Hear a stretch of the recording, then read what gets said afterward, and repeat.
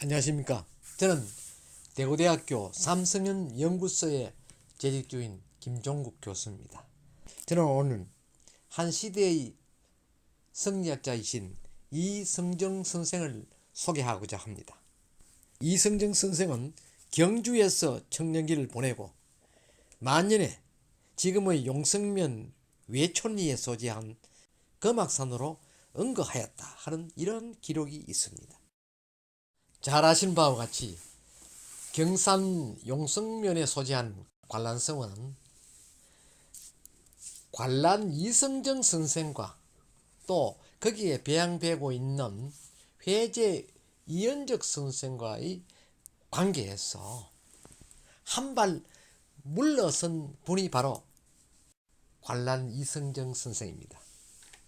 관란 이성정 선생은 본래 경주에서 출생을 하셨고 1515년에 출생하셔서 그는 8살 때 아버지를 여의고 또 14세가 된 해에 어머니가 돌아가셨다 하는 기록을 관란집에서 볼 수가 있습니다. 그 관란집의 기록에 의하면 그는 효자로서의 정려각을 받은 바 있고 또 38세에 회제 이연적 선생의 그 문중에서 성리학을 공부하던 그가 이연적 선생이 무고하게 유배를 가서 돌아가시자 그는 모든 것을 접고 금악산 쪽으로 은둔했다 하는 그런 기록이 있습니다. 금악산이라면 곧 지금의 용성면 외촌리에 있는 뒷산입니다. 이 산은 구룡산에서 쭉 우백호로 내려오는 마지막 부위에 위치한 자리입니다. 그게 와서 호학들을 양성했다 하였고 이분은 또 1592년 임난이 발발하였을 때 선생의 나이는 78이었습니다. 그런데 임난 창의에 앞장섰다는 것이죠.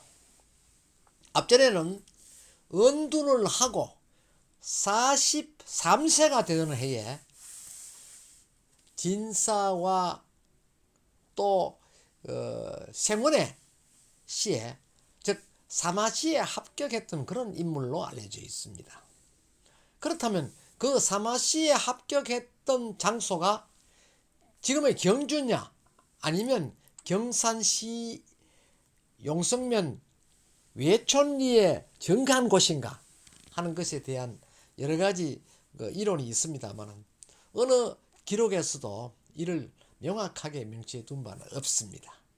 선생이 84세 별세를 하고 선생이 그리던 금악산 기슭에 선생의 묘소가 모셔져 있는데 거기에는 해마다 관란 선생의 후학들이 이곳에 10월달에 시제를 지낼 때 와서 묘제를 올리고 있는 그런 실정입니다.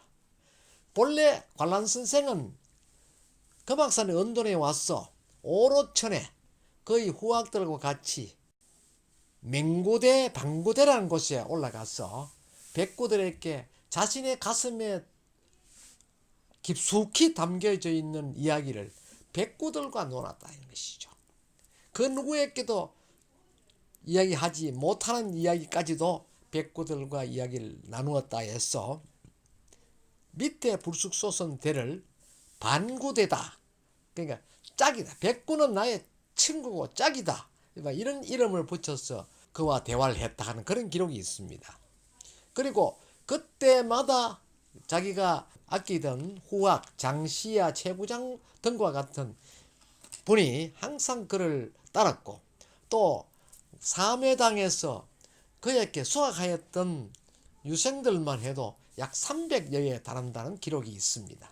그가 84살 때 타계를 하자 그 후학들이 관람대라는 단을 모으고 위패를 모셨는데 이후 지역의 유생들이 그 관람대라는 곳에 위패를 빼서 회철하고 그때 이연적 선생을 배양했다 다시 말하면 그때부터 위패를 문흥공 이연적 선생이라는 이름으로 사당에다가 위패를 봉헌하고 매년 중구일에 제를 올렸다 하는 그런 기록이 있습니다. 처음에는 단이 되었다가 또 훗날 서당이 되었다가 고종 때에 이르러서 서원으로 승격을 시켰는데 고종의 서원 철폐령에 의해서 회칠되고 말았던 것이죠. 그래서 1971년까지 사실은 유야무야하게 지내다가 1971년도에 다시 그 성원이 있던 자리에다가 그 단손을 모으고 이연적 선생의 단묘를 만드는 것이죠. 그리고 지방 군수까지 그 단비를 세우는데 참여하였고, 그 당시 최모시라는 분이 그 단장으로 있었다 하는 그런 기록이 있습니다. 그러니까 그 당시만 해도 이 관란단이라는 것이죠. 성원이 아니라는 것이죠.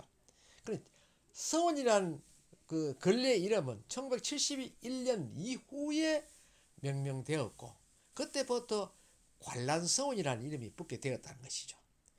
실상 관란서원이나 그 명명되어 있으나 관란 이성정 선생과 관계되는 아무런 유적도 남아있지 않습니다. 굳이 유적이 남았다면 이성정 선생이 수확하였던 바로 맹구대, 방구대가 있다는 것이죠. 그래서 오늘 2월 1일 날 이와 관련된 논문을 발표하면서 여기에 대한 여러 가지 폐해와 앞으로 이성정 선생에 대한 애우를 또 이성정 선생에 대한 재조명을 어떻게 해야 할 것인가 하는 그 방향을 제시할 그런 계획이 있습니다.